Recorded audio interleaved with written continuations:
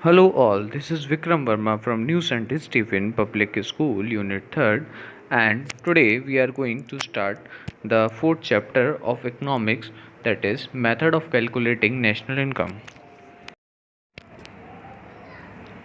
Chapter 4, method of calculating national income. So let's just see the topic that we are going to see in this chapter. First one, method of calculating national income. First one is value added method with reference to the problem of double counting. Second one, income method with reference to the concept of operating surplus. Third method, expenditure method with reference to the classification of final expenditure as consumption expenditure and investment expenditure. So first, let's just see our first topic, method of calculating national income. So, in the previous chapter, we have read about the circular flow model, and circular flow model reveals that national income can be viewed at a three different angle. First one, at the sum total of value addition in the economy. Second one, as the sum of total income generated in the economy. And the third one is as the sum of total expenditure on the final goods and service produced in the economy. So these are the three different angles on which we can find the national income. So let's just see. According to these things, our economists have suggested three methods of calculating the national income, and these are the value added method. Value added method is also called the production method, or we can say the product method. Second one, income method, and the third one is expenditure method. So let's just start our topic with the value added method. So value added method is also called the product method. Okay. So estimation of the contribution of all producing enterprise to the production in the domestic territory of economy during the year is equals to the market value of GDP, that is called GDP at MP. It is adjusted to find out NNP at FC और the national income. ठीक है. सो बात करते हैं हम product method के बारे में. ठीक है. तो जो वैल्यू एडेड मेथड या प्रोडक्ट मेथड है ना, इससे हम मेजर कर सकते हैं हमारी नेशनल इनकम को. ठीक है. In terms of value added by each producing enterprise in the economy. देखिए हमारी इकनॉमी में जितना भी प्रोडक्शन एंटरप्राइजेस हैं सभी प्रोडक्शन करती हैं इकनॉमी में. ठीक है. किसी भी अकाउंटिंग ईयर में, है ना. तो इसी को हम नेट आउटपुट मेथड भी कहते हैं. ठीक है. तो यहाँ से इसका तीसरा नाम है value added method, production method या प्रोडक्ट मेथड, और तीसरा मेथड है इसका, तीसरा नाम है इसका नेट आउटपुट मेथड. ठीक है. तो क्या समझ में आया आप लोगों के कि इस मेथड में हम क्या करते हैं, कैसे निकालते हैं कि हम वैल्यू एडेड मेथड को या फिर वैल्यू एडेड हम फाइंड आउट करते हैं. क्या मेजर करके, नेशनल इनकम मेजर करके. कैसे कि जितना भी प्रोडक्शन का किया गया है हमारी इकनॉमी में, है ना, उसका हम एस्टिमेशन निकालते हैं हमारे अकाउंटिंग ईयर का. ठीक है. तो जितने भी प्रोड्यूसिंग एंटरप्राइजेस हैं जिन्होंने प्रोडक्शन किया है डोमेस्टिक टेरिटरी में हमारी कंट्री के, है ना, वो किसके बराबर होता है, जीडीपी के बराबर होता है, या फिर उसको हम जीडीपी एट एमपी कहते हैं. और जीडीपी एट एमपी को हम कन्वर्ट करते हैं नेशनल इनकम में. नेशनल इनकम का मतलब मैंने लास्ट वीडियो में भी बताया था आपको, an net national product at FC, that is NNP at FC, that is the national income. ठीक है. So let's just see the formula to find out the value added. So what is value added? Value added is a difference between the value of output of enterprise and the value of its intermediate consumption. तो value added का क्या मतलब है यहाँ पर बच्चों? Value added का मतलब होता है कि वैल्यू ऑफ आउटपुट में से इंटरमीडिएट कंजप्शन को अगर हम सब्ट्रैक्ट कर देते हैं तो हमें क्या मिल जाता है? वैल्यू एडिड मिल जाता है। ठीक है, अब यहाँ पर वैल्यू ऑफ आउटपुट का क्या फॉर्मूला रहेगा? ठीक है, वैल्यू ऑफ आउटपुट का फॉर्मूला है यहाँ पर sales plus change in stock. So value of output का फॉर्मूला है यहाँ पर sales plus change in stock. So what is value of output? It refers to market value of goods and service produced by a firm during an accounting year.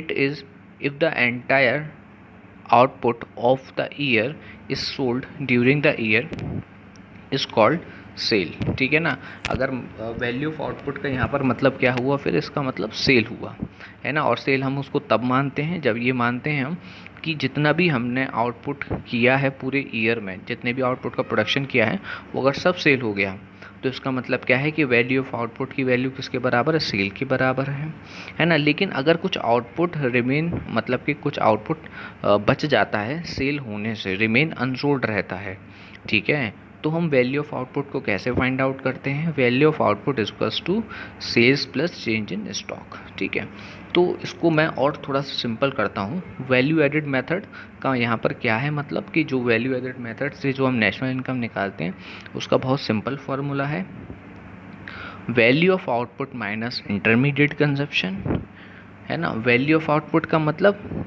Cell plus change in stock, change in stock का मतलब closing stock minus opening stock. ठीक है, अच्छा, तो value added का मैंने क्या formula बताया था आपको? Value of output minus intermediate consumption. अच्छा, इसमें इंटरमीडिएट कंजप्शन का क्या मतलब है? It refers to the value of non factor input. Non factor inputs कौन से होते हैं? फैक्टर इनपुट्स को छोड़ के, जैसे कि लैंड, लेबर, कैपिटल और एंटरप्रेन्योर हैं, ये सारे फैक्टर इनपुट्स हैं। तो इनको छोड़ के जो बाकी के इनपुट्स होते हैं वो नॉन फैक्टर इनपुट्स होते हैं, जैसे कि रॉ मटेरियल का कॉस्ट, है ना। तो प्रोसेस ऑफ प्रोडक्शन में जो रॉ मटेरियल होता है उसको हम एक प्रकार से कह सकते हैं इंटरमीडिएट कंजप्शन, क्योंकि रॉ मटेरियल से ही हम फर्दर प्रोडक्शन कर पाते हैं, है ना। तो इंटरमीडिएट कंजप्शन का आप शॉर्ट में क्या मीनिंग समझ सकते हैं कि इसका मतलब होता है raw material other than factor inputs. To understand the concept of value added, let's just see this example given in front of the screen. Here you can see a table, so there are producing enterprises in the table. That is, first one is a farmer, second one is a flour mill, third one is a baker and fourth one is a shopkeeper. तो ये सारी हमारी economy की 4 producing enterprises हैं। ठीक है, अब इसमें से हम ये देखते हैं कि क्या हुआ और कैसे वैल्यू आउटपुट हम फाइंड करते हैं। ठीक है, तो स्टार्ट होती है स्टोरी किसके साथ? फार्मर के साथ। ठीक है, it is assume that the production of the wheat involve the cost of intermediate production of 200, है ना। तो ये तो बात की चीज़ है, हम पहले ये मानते हैं कि एक फार्मर है और उस फार्मर ने प्रोडक्शन किया है। ठीक है, किसका प्रोडक्शन किया है? वीट का प्रोडक्शन किया है, जिसकी वैल्यू ऑफ आउटपुट है 600। ठीक है, अब इसको हम रुपीज़ मान के चल रहे हैं। ठीक है, तो 600 रुपीज़ नॉर्मली मान के चल रहे हैं, वैसे 1000 और करोड़ में भी इसकी वैल्यू हम रख सकते थे, लेकिन हम इसको 600 रुपीज़ मान रहे हैं। ठीक है, तो तो दोबारा बताता हूँ मैं, ये फार्मर है जिसने 600 रुपीज़ का वीट का प्रोडक्शन किया है। ठीक है, तो वैल्यू ऑफ आउटपुट इसकी वीट की कितनी हुई? 600 रुपीज़ हुई। ठीक है, so it include the cost of intermediate consumption of 200 rupees. तो 600 का जो उसने वैल्यू ऑफ आउटपुट किया है, मतलब कि जितने का उसने प्रोडक्शन किया है ना वीट का, तो उसके क्या कहते हैं, उसके प्रोडक्शन के लिए जो इंटरमीडिएट कॉस्ट उसके अंदर शामिल थी वो 200 रुपये की थी, जिसके अंदर उसने जो इनपुट्स खरीदे होंगे वीट को ग्रो करने के लिए, है ना, वीट का कल्टीवेशन करने के लिए, जैसे सीड्स खरीदे होंगे, फर्टिलाइज़र खरीदे होंगे, इरिगेशन एक्सपेंसेस उसका हुआ होगा। तो इस प्रकार से जो भी फार्मिंग पे खर्चे होते हैं वो मिला के उसके 200 रुपीज़ का इंटरमीडिएट कंजप्शन हुआ होगा। ठीक है, तो 600 का उसका वैल्यू था वीट का, 200 का उसका क्या रहा है यहाँ पर? कॉस्ट ऑफ इंटरमीडिएट कंजप्शन, यानी कि प्रोडक्शन कॉस्ट रहा 200 रुपीज़, शॉर्ट में समझते हैं। तो 200 के साथ यहाँ पर 400 रुपीज़ ऐड हुए और 600 रुपीज़ वैल्यू ऑफ आउटपुट हुआ यहाँ पर। ठीक है, तो इसके साथ वैल्यू कितना ऐड हुआ यहाँ पर? 600 minus 200 that is 400। Now the flour mill purchase these wheat, है ना। तो फ्लोर मिल का क्या मतलब होता है बेटा, आटा चक्की को हम कहते हैं फ्लोर मिल, ठीक है ना। तो जो व्हीट था उसको किसने खरीदा, आटा चक्की ने खरीदा, ठीक है। तो 600 का जो व्हीट्स थे वो यहाँ पर फ्लोर मिल ने परचेज कर लिए, ठीक है ना। The flour mill buys wheat for 600 rupees and sell the flour to 800, है ना। तो उसने 600 के खरीदे, है ना, और उसको कन्वर्ट करा फ्लोर में, मतलब कि आटे में कन्वर्ट करा, मतलब गेहूँ खरीदे उसने फार्मर से 600 के और उसको कन्वर्ट करा किस में, आटे में, है ना, और 800 के उसने सेल कर दिए, ठीक है। तो यहाँ पर जो फ्लोर मिल था, है ना, उसने कितना वैल्यू ऐड करा, तो therefore value added by the flour mill is equals to 800 minus 600, है ना। तो थर्ड जो कॉलम है वो वैल्यू एडेड का है, 200 रुपीज़ यहाँ पर फिर वैल्यू ऐड होगा इसके साथ। अच्छा, next stage is the baker, है ना।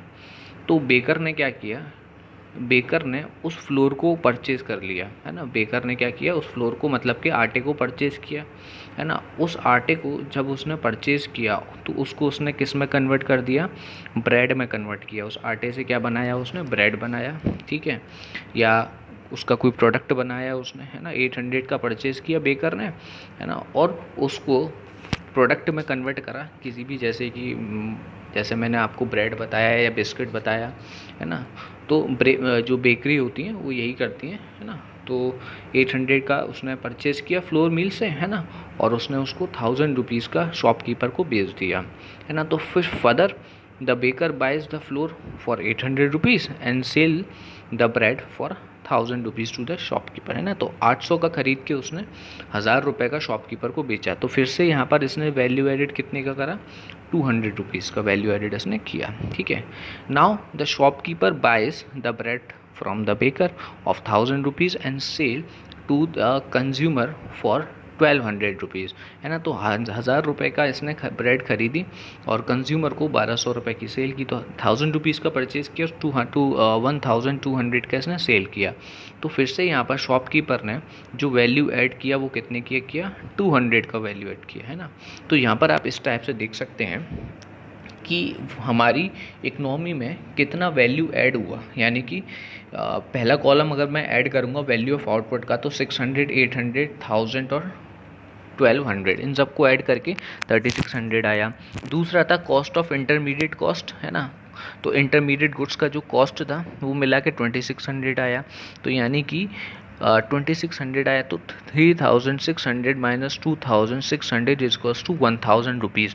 तो इसका ये मतलब हुआ यहाँ पर कि जो ग्रॉस वैल्यू ऐड हुआ है सारी प्रोड्यूसिंग यूनिट एंटरप्राइजेस के द्वारा, वो कितने का हुआ है, 1000 रुपीज़ का हुआ है। 400 प्लस 200 प्लस 200, है ना। तो 4 प्लस 2 प्लस 2 प्लस 2 1000 रुपीज़ का, है ना। तो ये मैं अब आपके सामने एक फार्मूला दिखा रहा हूँ, ठीक है। तो ये फार्मूला अगर आप देखेंगे तो आपको पता चलेगा कि gross value added at market price कैसे निकाला जाता है, ठीक है। ये आप अपनी स्क्रीन पे देख सकते हैं, है ना। क्या फार्मूला है इसका, value of output minus intermediate consumption, where value of output is equals to sales plus change in stock, है ना। where change in stock is equals to closing stock minus opening stock, है ना। and intermediate consumption most of the time is purchase, ठीक है। तो यहाँ पर ये फॉर्मूला हुआ, है ना। तो इन सबको जब हम सॉल्व कर लेंगे तो हमारी क्या आती है, जीडीपी एट एमपी आती है, ठीक है। आपने क्या किया यहाँ पर कि अलग अलग प्रोड्यूसिंग सेक्टर थे आपके। पहला सेक्टर था प्राइमरी सेक्टर, दूसरा सेक्टर था आपका सेकेंडरी सेक्टर, और तीसरा सेक्टर था टर्शरी सेक्टर, है ना। तो gross value added primary sector का, gross value added secondary sector का, और gross value added tertiary sector का, इन तीनों सेक्टर का जब हमने ग्रॉस वैल्यू एडेड ऐड किया तो हमें पता चला कि जीडीपी एट एमपी हमारी कितनी है इन तीनों का सम मिला के, ठीक है। अब उसे हमें कन्वर्ट करना है नेशनल इनकम में। नेशनल इनकम का फॉर्मूला क्या होता है, मतलब नेशनल इनकम को हम क्या बोलते हैं, एनएनपी एट एफसी बोलते हैं, है ना। तो जब हम जीडीपी एट एमपी को एनएनपी एट एफसी में कन्वर्ट करेंगे तो कैसे करेंगे, ठीक है। तो सबसे पहले इसमें देखिए यहाँ पर जो है वो ग्रॉस है ना, और हमें कन्वर्ट करना है नेट में। तो ग्रॉस को नेट में कन्वर्ट करने के लिए क्या किया जाता है, डेप्रिसिएशन माइनस किया जाता है, ठीक है। फिर हम क्या करेंगे यहाँ पर, मार्केट प्राइस को किस में चेंज करेंगे, फैक्टर कॉस्ट में। तो मार्केट प्राइस को फैक्टर कॉस्ट में कैसे चेंज किया जाता है, माइनस कर दिया जाता है नेट इनडायरेक्ट टैक्सेस को, ठीक है। और लास्ट डोमेस्टिक को हमें नेशनल में चेंज करना है, तो वो कैसे करेंगे, डोमेस्टिक के साथ हम क्या ऐड कर देते हैं, net factor income from add कर देते हैं, है ना। तो ये सारी कैलकुलेशन करने के बाद जीडीपी एट एमपी को हम किस में चेंज कर सकते हैं, नेशनल इनकम में चेंज कर सकते हैं, ठीक है। तो ये था आप लोगों के सामने measurement of national income by using the value added method. Okay, so our next topic is precaution regarding the value added method. It means that we have to keep in mind few things when we calculate the national income from value added method. So what are those things, what are those precautions? Let's just talk about those precautions. So first one is value of sales and purchase of second hand goods is not included in the estimation of value added or GDP, because the value of second hand good is already accounting for during the year when they were produce, ठीक है। तो जब भी हम value added method को use करके national income find out करते हैं, तो पहला जो हमारे दिमाग में सावधानी यानी कि जो प्रिकॉशन होना चाहिए वो ये होना चाहिए कि क्वेश्चन में अगर कहीं भी मेंशन है कि सेकेंड हैंड, मतलब कि जो सेकेंड हैंड गुड का सेल या परचेज अगर हो रहा है, तो उसको हम नेशनल इनकम में कभी भी काउंट नहीं करते हैं, ठीक है। तो क्या मतलब वो इसका, sale and purchase of second hand goods, है ना, is not counted while we are calculating the value added method, है ना, while we are calculating national income from value added method. तो first point, first precaution is that sale and purchase of second hand good is not included. Second one, commission earned on account of the sale and purchase of second hand good is included in the estimation of value added method, because the commission is a reward for the service rendered, है ना। दूसरा यहाँ पर जो है point वो ये है कि कमीशन जो हमने अर्न किया है उन सेकेंड हैंड गुड्स और सर्विस को सेल करते समय, सेकेंड हैंड गुड को सेल या परचेज करते समय, है ना, जो भी हमने कमीशन अर्न किया है तो उसको हम किस में काउंट करेंगे, हमारी नेशनल इनकम में हमेशा काउंट करेंगे, क्योंकि कमीशन वो रिवॉर्ड है ना, जो हमें सर्विस करने पर मिला है, मतलब कि जो हमने परिश्रम किया है ना, उस सेकेंड हैंड मशीनरी को सेल करने में या परचेज़ कराने में, तो उसके एवज़ में वो हमें क्या मिला है, कमीशन मिला है। तो इस प्रकार का कमीशन काउंट होगा नेशनल इनकम की काउंटिंग में, ठीक है। अगला है यहाँ पर own account of production of goods for the production unit, है ना, is taken into account while estimating the value added, because these goods are like those produced from the market. They are simply not sold owing to their need by the producers themselves. For example, car used by the car producer for transporting their employees.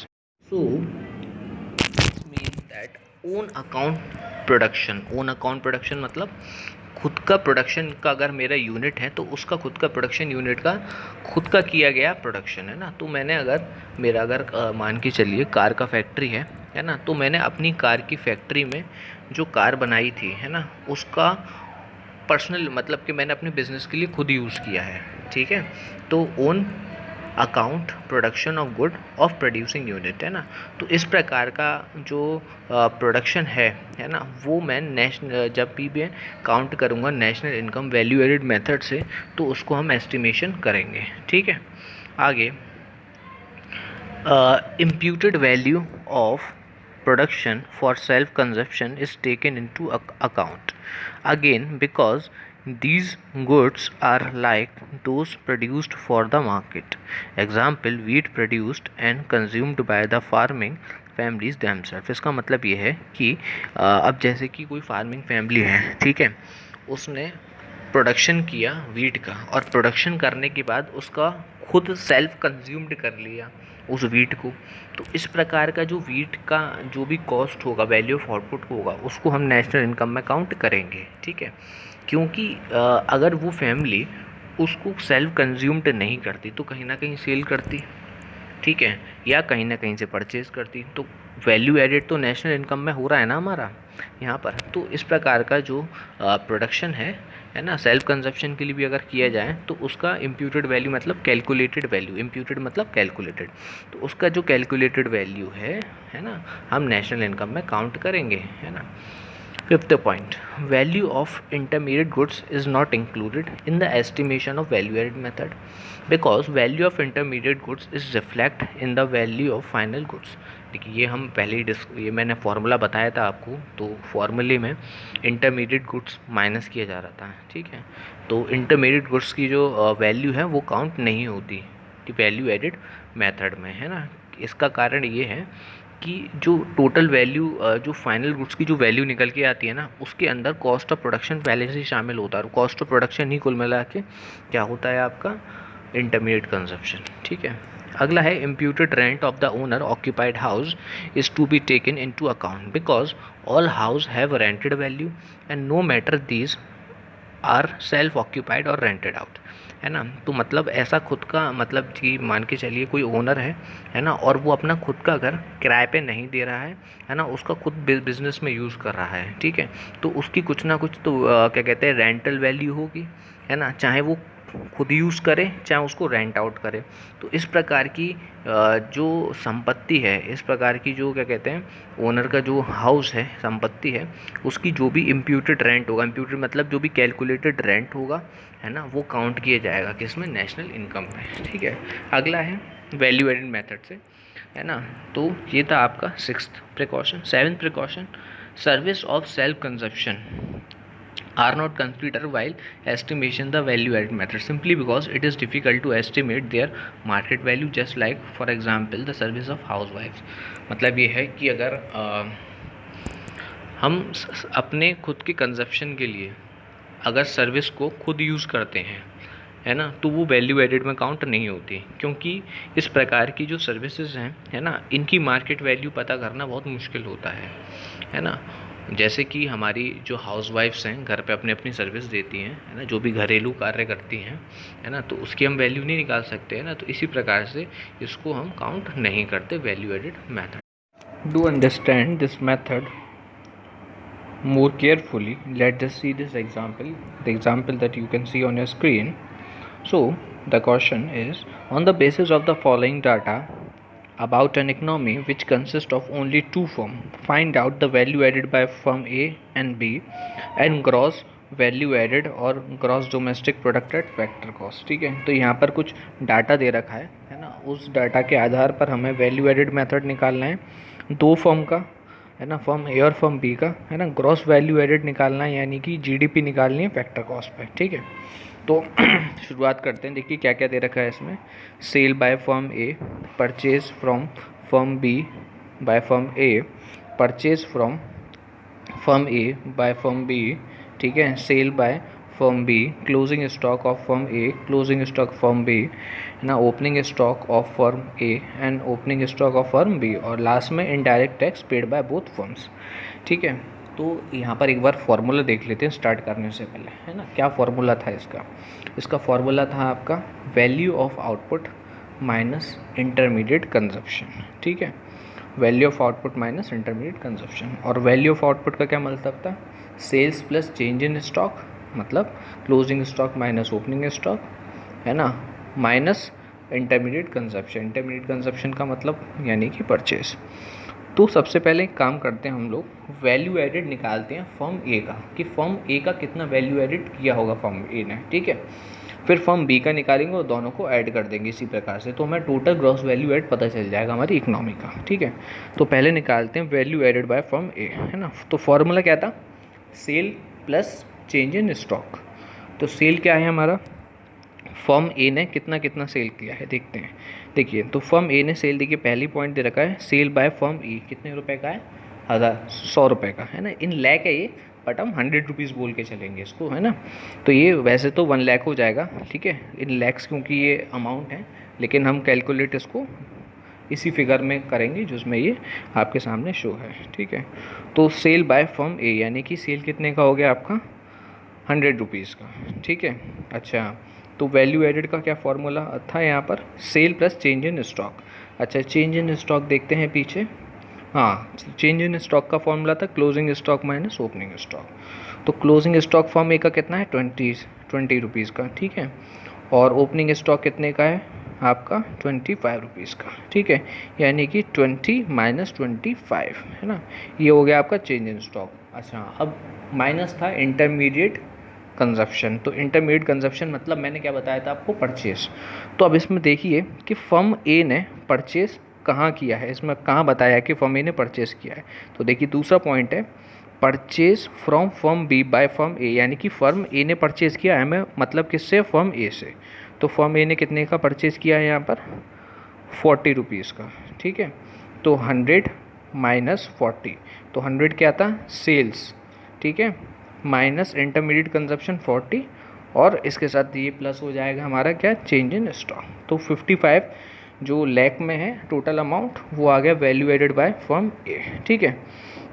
अब निकालते हैं value added by firm B. तो फिर से वही sale by firm B, तो firm B ने कितने का सेल किया है आपका 200 का, ठीक है। अब फर्म बी ने कुछ ना कुछ परचेज भी किया होगा, तो फर्म बी ने कितने का परचेज किया है यहाँ पर देखिए आप लोग, फर्म बी ने परचेज किया है आपका 60 रुपीज़ का, ठीक है, ठीक है।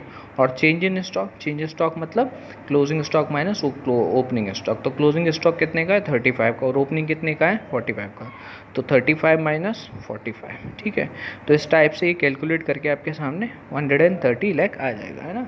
तो ये हमने क्या निकाला, value added by firm A और value added by firm B, इन दोनों को ऐड करके हमारा क्या निकल जाएगा यहाँ पर total value added in the economy, ठीक है। टोटल वैल्यू एडेड जो भी है कितना आ जाएगा, दोनों को ऐड करके 185 लाख। अब दूसरा पॉइंट इसमें निकालने को कहा गया है आपसे। अच्छा देखिए, मैंने आपको बताया था कि जब भी हम वैल्यू एडेड मेथड को सॉल्व करते हैं, तो जो भी फार्मूला मैंने बताया था उसको पूरा फार्मूला सॉल्व करने के बाद ग्रॉस वैल्यू एडेड यानी कि जीडीपी एट एमपी निकलता है। तो हमने जो सॉल्व करके यहाँ पर अपना 185 निकाला है, 185 लाख निकाला है। तो ये 185 लाख क्या है यहाँ पर हमारा, 185 लाख है जीडीपी एट एमपी। और क्वेश्चन का जो दूसरा पार्ट है वो ये डिमांड करता है कि हमें जीडीपी एट एफसी निकालना है ना। तो एमपी में से एमपी को अगर हमें एफसी में कन्वर्ट करें, मार्केट प्राइस को अगर फैक्टर कॉस्ट में कन्वर्ट करना है, तो मार्केट प्राइस में से क्या माइनस करना होता है, नेट इनडायरेक्ट टैक्स, ठीक है। नेट इनडायरेक्ट टैक्स देखिए कितने का है 30 रुपीज़ का मान के चलते हैं, वैसे 30,000 है अकॉर्डिंग टू द बुक। तो इसमें से हम माइनस कर देंगे 185 माइनस 30, तो 155 ये आ जाएगा आपका gross domestic product at factor cost, है ना। तो ये था एक क्वेश्चन, ये था एक न्यूमेरिकल, है ना, जिससे हम ये समझ सकते हैं कि हम ग्रॉस वैल्यू एडेड को कैसे काउंट कर सकते हैं। Next method of calculating the national income is the income method, which is also called distributed share method और फैक्टर पेमेंट मेथड, है ना। तो इनकम मेथड का क्या मतलब, यहाँ पर दूसरा नाम क्या है, फैक्टर पेमेंट मेथड। इस मेथड के हिसाब से जो नेशनल इनकम है वो हम किस में एस्टिमेट करते हैं, इन टर्म्स ऑफ फैक्टर पेमेंट, क्या कहते हैं हम, एस्टिमेशन। एस्टिमेशन मतलब कैलकुलेट करते हैं। और फैक्टर पेमेंट कौन सी होती है, compensation of employ, rent, interest and profit, ठीक है। तो आपके फैक्टर ऑफ जो प्रोडक्शन होते हैं लैंड, लेबर, कैपिटल और एंटरप्राइज, है ना। लैंड से हमारा क्या बनता है, रेंट बनता है, ठीक है। कैपिटल से क्या बनता है, इंटरेस्ट बनता है। लेबर को क्या देना होता है हमें, क्या कंपनसेशन ऑफ एम्प्लॉय देना होता है। और एंटरप्रेन्योर जो होता है यानी एंटरप्राइज जो होती है उसको प्रॉफिट अर्न करता है। तो यही है हमारा फैक्टर पेमेंट, ठीक है। तो यहाँ पर जो नेशनल इनकम है यानी पहले डोमेस्टिक इनकम क्या है, sum total of the factor income generated with in the domestic territory of a country, है ना, अर्न बाय द रेसिडेंट और non resident, it does not matter, is called the domestic income. तो national income अगर हमें निकालनी है तो domestic income पहले निकालनी होगी। डोमेस्टिक इनकम का क्या फॉर्मूला होता है, सभी फैक्टर इनकम जो डोमेस्टिक टेरिटरी के अंदर जनरेट हो रही है उन सभी फैक्टर इनकम का क्या सम, ठीक है। उसी फैक्टर इनकम तो ये हो जाती है डोमेस्टिक इनकम। फिर डोमेस्टिक इनकम के साथ अगर हम क्या जोड़ते, net factor income from abroad, तो हमारी नेशनल इनकम बन जाती है, ठीक है। तो इस फॉर्मूले को मतलब कि इसी फॉर्मूले से हमें क्या निकालना है, यहाँ पर फैक्टर इनकम्स निकालनी है। फैक्टर इनकम क्या है ये थोड़ा सा हम देख लेते हैं यहाँ पर। वैसे मैं बता चुका हूँ आप लोगों को फैक्टर इनकम वो इनकम होती है जो एक पर्सन अर्न करता है, ठीक है, जब वो सर्विसेज अपनी जो सर्विसेज हैं वो रेंडर करता है ना। फैक्टर सर्विसेज जब वो रेंडर करता है, फैक्टर सर्विसेज जब वो पे करता है ना, तो उसको क्या मिलता है उसके बदले में, रिवॉर्ड के तौर पर क्या मिलता है, आपका फैक्टर इनकम मिलता है। ठीक है, अब जैसे कोई लेबर है ना, उसको वेजेस या सैलरी मिल सकता है। ठीक है, अगर आपका लैंड है तो उसके बदले में आपको रेंट मिल सकता है ना। आपने कैपिटल अगर लगाया है कहीं पर, है ना, पैसा लगाया कहीं, तो उसके बदले में आपको इंटरेस्ट मिल सकता है। ठीक है, और अगर आपका खुद का बिजनेस है ना, या फिर आप एंटरप्रेन्योर हो, तो आप अपना प्रॉफिट अर्न करोगे, है ना। तो यही सारी चीज़ें मिला के क्या बनती है, हमारी फैक्टर इनकम बनती है ना। तो यहाँ पर फैक्टर इनकम का क्या मतलब हुआ, अर्न इनकम। अर्न इनकम मतलब ऐसी इनकम जो हमारी कमाई हुई है ना, एज अ रिवॉर्ड हमें जो मिली है कुछ ना कुछ करने के बदले में। ठीक है, तो ये होती है हमारी फैक्टर इनकम यानी कि अर्न इनकम। ठीक है, इससे ऑपोजिट दूसरी इनकम होती हैं जिसको हम कहते हैं नॉन अर्न इनकम, है ना। जो नॉन अर्न इनकम होती हैं वो होती है हमारी ट्रांसफ़र इनकम, है ना, या ट्रांसफ़र पेमेंट होती हैं। जैसे कि old age pension received by the senior citizen is not their earn income. ठीक है, देखिए पेंशन एक अलग मैटर है, लेकिन ओल्ड एज पेंशन एक अलग मैटर होता है ना। तो हमारी गवर्नमेंट ओल्ड एज पेंशन भी देती है कुछ सीनियर सिटीज़न को, है ना। तो इस प्रकार की जो इनकम उन्हें मिली है वो उनकी अर्न इनकम नहीं है, नॉन, है ना, नॉट अर्न इनकम है, अनअर्नड इनकम है। तो ऐसी नॉट अर्न इनकम को हम क्या कहेंगे, ट्रांसफ़र इनकम कहेंगे। ठीक है, तो ये फैक्टर इनकम के अंदर नहीं आती है ना। तो इस प्रकार की इनकम हम उसको क्या कहते हैं, ट्रांसफ़र इनकम कहते हैं ना, क्योंकि गवर्नमेंट उन सीनियर सिटीजन को जो इनकम यहाँ पर दे रही है उनकी हेल्प करने के लिए दे रही है, और उसके बदले में उनसे कुछ नहीं ले रही है ना। तो ये ट्रांसफ़र रिसिप्ट या ट्रांसफ़र पेमेंट हम कहते हैं। और जब हम नेशनल इनकम काउंट करते हैं तो इस प्रकार का जो ट्रांसफ़र पेमेंट या ट्रांसफ़र इनकम होता है उसको हम एस्टिमेशन में नहीं लेते, मतलब उसको इंक्लूड नहीं करते। ठीक है, अब यहाँ पे हमें समझना ये होगा, इस मेथड को अच्छे से समझने के लिए, इनकम मेथड को अच्छे से समझने के लिए, कि फैक्टर इनकम के टाइप कौन कौन से होते हैं ना। तो let just move to our next topic, that is the classification of factor income. What, है ना, तो the factor income are broadly classified as follow. First one, the compensation of employ. और कंपनसेशन ऑफ एम्प्लॉय के भी 4 component हैं यहाँ पर। जो पहला कंपोनेंट है वो है wages and salaries in cash. ठीक है, तो मतलब एक एम्प्लॉय है ना, उसको 4 प्रकार से कंपनसेशन मिल सकता है। पहला है wages and salaries in cash, है ना। ये कैश पेड या ट्रांसफ़र, जो सैलरी हमारे अकाउंट होती है एम्प्लॉय के अकाउंट में, जो सैलरी ट्रांसफ़र होके आती है या कैश में आती है ना। और ये अर्न इनकम होती है ना। जो भी हमने अपनी सर्विसेज रेंडर की हैं अकाउंटिंग ईयर में, जो भी वर्क किया है उसके बदले में एज अ रिवॉर्ड एक एम्प्लॉय को, एक एम्प्लॉयर से जो इनकम मिलती है ना, वो वेजेस और सैलरी मिलती है ना, कैश में मिलती है या हमारे अकाउंट में ट्रांसफ़र हो जाती है। ठीक है, दूसरा है payment in kind. Payment in kind यानी कि अलग अलग प्रकार की जो सुविधाएं एम्प्लॉयर एम्प्लॉय को देता है, जैसे कि रेंट फ्री अकोमोडेशन देता है ना, खाने पीने का खर्चा देता है ना। रेंट फ्री अकोमोडेशन मतलब रहने का खर्चा एक प्रकार से। ठीक है, तो खाने का खर्चा यानी कि कैंटीन सर्विसेज प्रोवाइड कराता है ना। किस प्रकार, है ना, ड्राइवर की सर्विस, ट्रांसपोर्टेशन सर्विस प्रोवाइड कराता है। तो इस प्रकार की बहुत सारी सर्विसेज प्रोवाइड कराता है। कौन प्रोवाइड कराता है, एम्प्लॉयर, किसको, एम्प्लॉय को, है ना। तो वो क्या है, आपका पेमेंट इन काइंड है। ठीक है, अगला है आपका employees contribution to social security fund, है ना। तो employer contribution to social security, इसको आप ऐसे समझ लीजिए कि देखिए ये गवर्नमेंट का रूल है यहाँ पर, कि जो एम्प्लॉयर है उसको एम्प्लॉय के बिहाफ पर, है ना, हर मंथ, है ना, जो उसकी सैलरी है उसका कुछ पार्ट प्रोविडेंट फंड में डोनेट करना है ना। तो ये है आपका employer contribution to social security fund. जैसे कि मान के चलिए कि एम्प्लॉय की 10,000 रुपीज़ की सैलरी है ना, और उस सैलरी में, उस सैलरी का 10% यानी कि 1,000 रुपीज़, एक मान के चला मैंने 10%, तो 10% जो एम्प्लॉई है एम्प्लॉयर जो है वो एम्प्लॉय के खाते में, एम्प्लॉय के खाते में नहीं, प्रोविडेंट फंड में, है ना, उसके प्रोविडेंट फंड में 10,000 सैलरी का यानी 10% यानी कि 1,000 रुपीज़ जो ट्रांसफ़र करता है वो है हमारा employers contribution to social security, है ना। तो इसको हम प्रोविडेंट फंड भी कहते हैं, ठीक है। आगे है आपका पेंशन ऑन रिटायरमेंट। रिटायरमेंट के समय जो पेंशन मिलता है ना, उस प्रकार का जो पेंशन होता है वो हमारा कंपनसेशन ऑफ एम्प्लॉय में आता है। इससे पहले मैंने अभी एक पेंशन की और बात की थी, वो पेंशन थी ओल्ड एज पेंशन, है ना। तो जो ओल्ड एज पेंशन थी वो सीनियर सिटीजन को गवर्नमेंट पे कर रही थी, है ना, उनकी सर्विसेज के बदले में पे नहीं कर रही थी। यहाँ पर जो मैं बात कर रहा हूँ ये पेंशन की बात कर रहा हूँ रिटायरमेंट के बाद, मतलब जो सर्विस का रिटायरमेंट हुआ उनका, मतलब जो उनका सर्विस का जो टर्म था वो अगर एंड हो गया, तो सर्विस का टर्म एंड होने के बाद जो एम्प्लॉयर एम्प्लॉय को पे कर रहा है पेंशन, ये वो पेंशन है, ठीक है। और जो ओल्ड एज पेंशन थी वो गवर्नमेंट पे कर रही थी, किसको, सीनियर सिटीज़न को, और सीनियर सिटीज़न उनके बदले में उन्हें कुछ नहीं दे रहा था, है ना।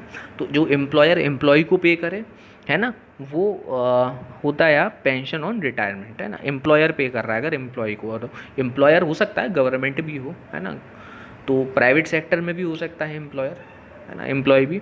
तो यहाँ पर पेंशन ऑन रिटायरमेंट, है ना, किसकी बात चल रही है कि उनका जो सर्विस कॉन्ट्रैक्ट है अगर वो ख़त्म हो उसके बाद जो पेंशन मिले, ठीक है। तो ये जो चार कंपोनेंट हैं ये किसके कंपोनेंट है, कंपनसेशन ऑफ एम्प्लॉय के। इन चारों को जोड़ के कंपनसेशन ऑफ एम्प्लॉय बनता है। तो ये फैक्टर इनकम का फर्स्ट पार्ट है। दूसरा पार्ट है हमारी फैक्टर इनकम का ऑपरेटिंग सरप्लस, है ना। Operating surplus it refers to the income from property of entrepreneurship sorry. तो ऑपरेटिंग सरप्लस का क्या मतलब होता है, ये वो इनकम होती है जो प्रॉपर्टी से मिलती है या एंटरप्रेन्योरशिप से मिलती है। तो दो प्रकार की ऐसी इनकम होती है जो प्रॉपर्टी से और एंटरप्रेन्योरशिप से मिलती है। तो या तो आपको रेंट मिल सकता है, या इंटरेस्ट मिल सकता है, या फिर प्रॉफिट मिल सकता है, ठीक है। तो रेंट, इंटरेस्ट एंड प्रॉफिट। तो ऑपरेटिंग सरप्लस का यहाँ पर शॉर्ट में क्या मतलब हुआ, rent plus interest plus profit is equals to operating surplus. अब यहाँ पर प्रॉफिट के कुछ पार्ट्स होते हैं, ठीक है। तो profit is further split into 3 component, है ना। पहला डिविडेंड, दूसरा कॉर्पोरेट टैक्स और तीसरा अनडिस्ट्रीब्यूटेड प्रॉफिट। तो सबसे पहले हम बात करते हैं किसकी, डिविडेंड की, है। तो that part of the profit which is distributed among the share holder is called the distributed profit, है ना। अब जैसे मान के चलिए एक कंपनी है, उस कंपनी ने 1 लाख रुपीज़ का प्रॉफिट अर्न किया। उस 1 लाख रुपीज़ में से उसने 10% शेयर होल्डर को डिविडेंड पे कर दिया। तो यानी कि आपका 10% यानी कि 10,000, है ना। तो 10,000 उसने डिविडेंड पे कर दिया। बाकी का बचा 90,000, उस पर उसने फिर 10% कॉर्पोरेट टैक्स पे कर दिया, है ना, यानी कि 9,000 पे कर दिया, है ना। तो फिर 1 लाख था, 1 लाख में से 10,000 पे किया था किसको, डिविडेंड होल्डर्स को, मतलब शेयर होल्डर्स को डिविडेंड के तौर पर। फिर उसके बाद बचा हुआ जो था 90,000 उसका फिर 10% यानी कि 9,000 पे कर दिया, है ना, किसको, गवर्नमेंट को पे कर दिया, है ना, टैक्स के रूप में, जिसको कॉर्पोरेट टैक्स कहते हैं। तो अब हमारे पास जो बचा प्रॉफिट वो 81,000 बचा। तो 81,000 जो प्रॉफिट है वो कंपनी अपने पास भी रख सकती है, उसको हम अनडिस्ट्रीब्यूटेड प्रॉफिट भी कहते हैं, ठीक है। इसको कॉर्पोरेट सेविंग भी कहते हैं या अनडिस्ट्रीब्यूटेड प्रॉफिट भी कहते हैं, है ना। तो प्रॉफिट किस प्रकार से 3 पार्ट होते हैं, 3 पार्टों में विभाजित होता है प्रॉफिट। एक कंपनी जब प्रॉफिट अर्न करती है ना, तो उस प्रॉफिट में से सबसे पहला जो हिस्सा देती है वो किसको देती है, शेयर होल्डर को, जो हम डिविडेंड कहते हैं। उसके बाद जो प्रॉफिट बचता है उस कंपनी के पास, उसमें से गवर्नमेंट को टैक्स देती है। तो यहाँ पर जो कंपनी है जो टैक्स पे करती है गवर्नमेंट को, उसको हम कॉर्पोरेट टैक्स कहते हैं, है ना। ये याद रखिएगा कि एक व्यक्ति जो डायरेक्ट टैक्स पे करता है ना, उसको हम इनकम टैक्स कहते हैं, है ना। सेल और परचेज पर जो टैक्स होता है उसको हम जीएसटी कहते हैं। दूसरी तरफ अभी यहाँ पर जो ये टैक्स है, जो क्या कहते हैं, कंपनी प्रॉफिट अर्न करने पर जो गवर्नमेंट को टैक्स देती है वो थी कॉर्पोरेट टैक्स। तो ये होता है आपका कॉर्पोरेट टैक्स, ठीक है।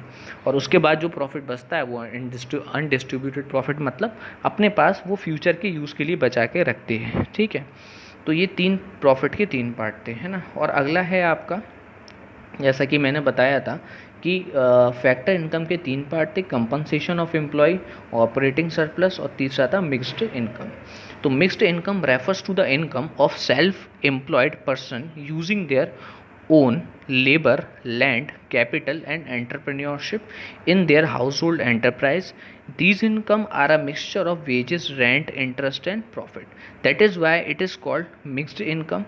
है ना. Separate estimation of wages, rent and interest and profit is not possible because the factor of production are not hired or purchased from the market. अब देखिए मिक्स्ड इनकम का यहाँ पर क्या मतलब है. ठीक है, जब मिक्स्ड इनकम का यहाँ पर क्या मतलब है, it refers to the income of self employed of person using, अगर कोई व्यक्ति है ना, वो खुद का लैंड, लेबर और कैपिटल, लैंड, लेबर, कैपिटल और एंटरप्रेन्योर स्किल है ना, अपने खुद के वर्क के लिए यूज़ कर रहा है ना. अगर कोई सेल्फ एम्प्लॉयड पर्सन है वो अपनी इनकम जनरेट कर रहा है, कैसे? खुद का लैंड यूज़ करके, खुद का लेबर यूज़ करके, खुद का कैपिटल यूज़ करके और खुद का एंटरप्रेन्योरशिप यूज़ करके, एंटरप्रेन्योर स्किल यूज़ करके. ठीक है, अपने खुद के बिजनेस में है ना.